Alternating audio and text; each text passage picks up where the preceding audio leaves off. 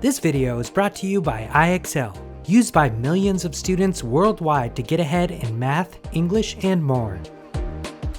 Let's learn how to model polynomials with algebra tiles. Algebra tiles are a wonderful way to visualize polynomial expressions. There are three types of tiles we'll need to help us. The first is the unit tile. We'll use these small square tiles to represent one unit. When the tile is yellow, it represents +1, and when the tile is red, it represents -1. Next is the variable tile. These tiles represent an unknown amount, or a variable. We'll use rectangular tiles to represent 1x when green and -1x when red. And finally, we'll need the variable squared tile.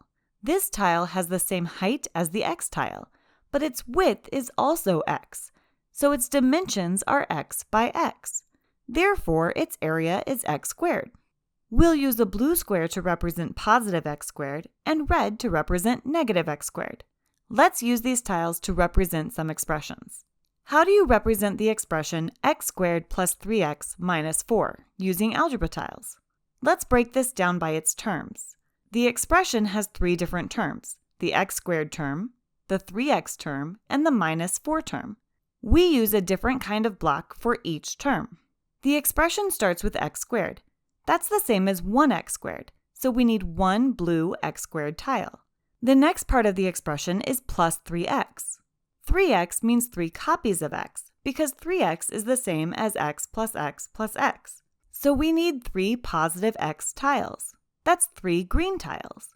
Finally, we have -4. That's the same as adding -4, which means we need 4 negative unit tiles, or 4 small red squares.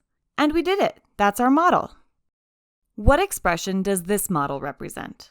Let's start with the blue squares. How many x squared tiles do we have? 1, 2, 3. That's 3x squared. Next, we have the green rectangles, the x tiles. How many do we have now?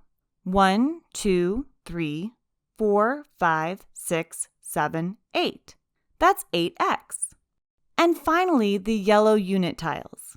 How many of those do we have? That's right, 9. So our expression is 3x squared plus 8x plus 9.